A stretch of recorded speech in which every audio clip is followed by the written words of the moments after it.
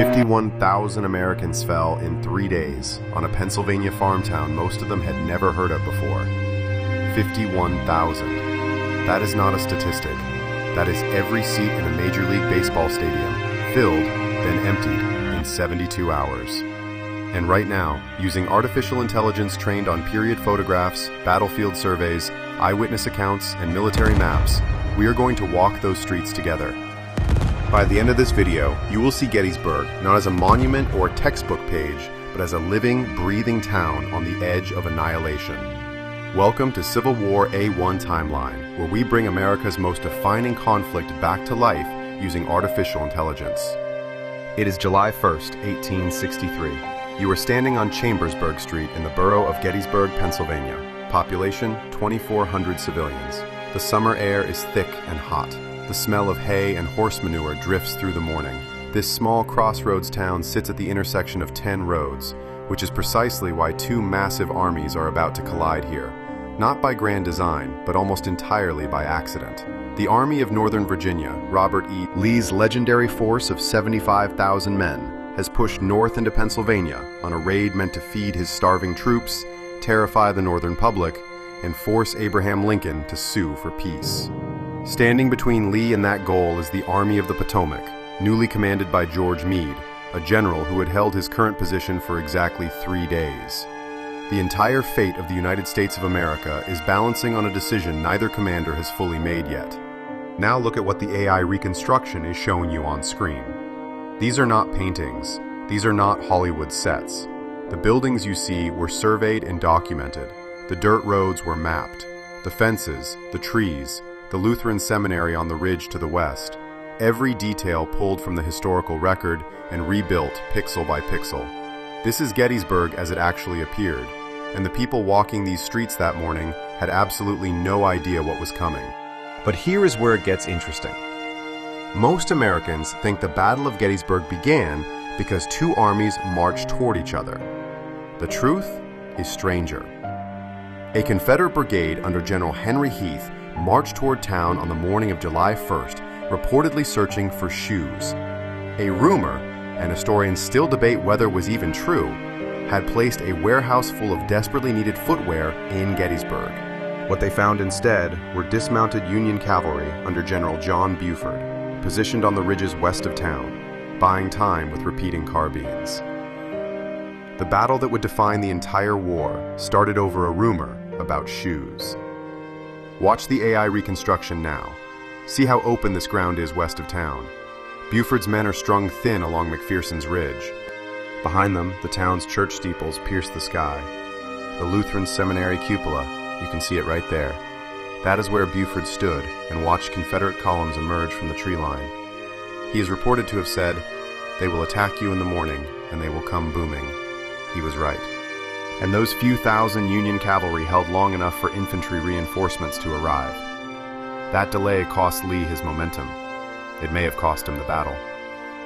Now this is the part most history books completely ignore. On the evening of July 1st, Confederate forces had driven Union troops through the streets of Gettysburg itself. Reconstruction. These same civilian homes you see here became cover for retreating soldiers. Residents hid Union men in cellars and attics. A woman named Jenny McCreary watched soldiers fight hand-to-hand outside her front door. Children pressed their faces to windows as rifles fired in the streets. Gettysburg was not just a battlefield. For 3 days, it was a war zone wrapped around a living community. Here is a lesser-known fact that almost nobody mentions. Of the 2,400 residents of Gettysburg in 1863, a small but significant number were free black Americans.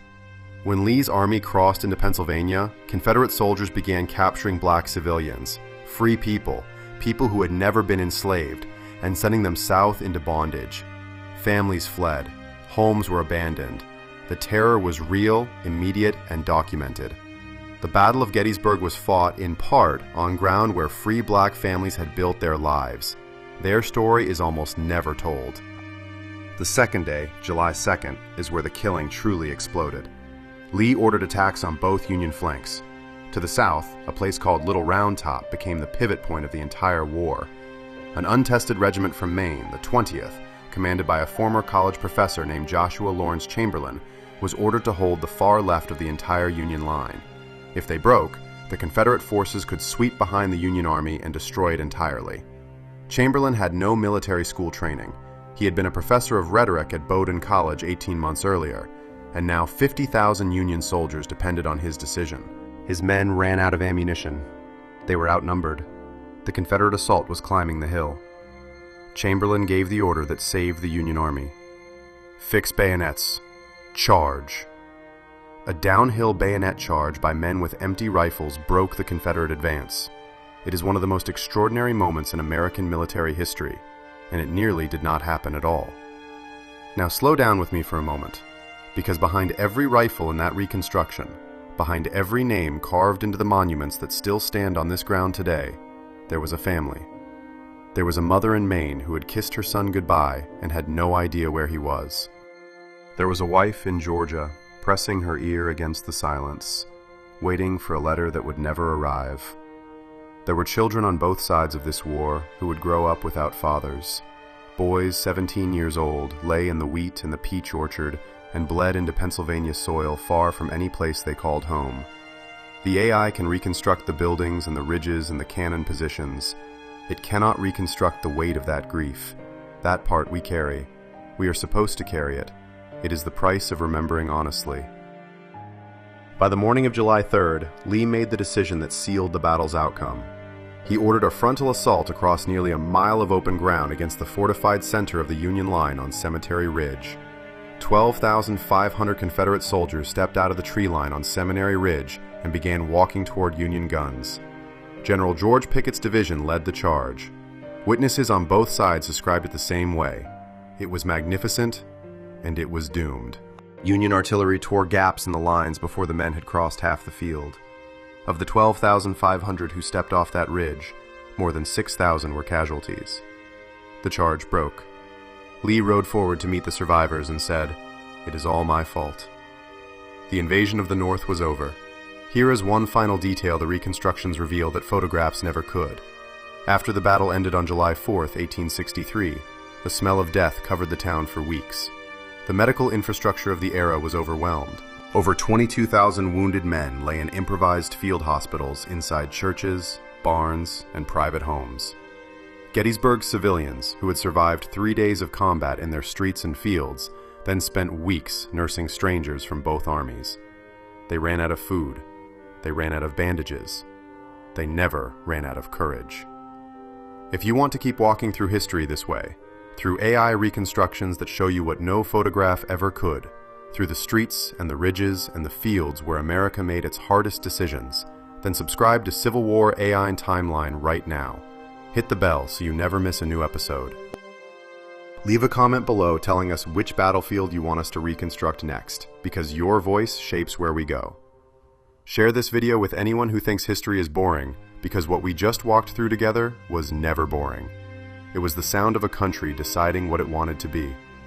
Next time, we step inside Ford's Theater on the night of April 14th, 1865, and reconstruct the final hours of the Civil War's most devastating evening.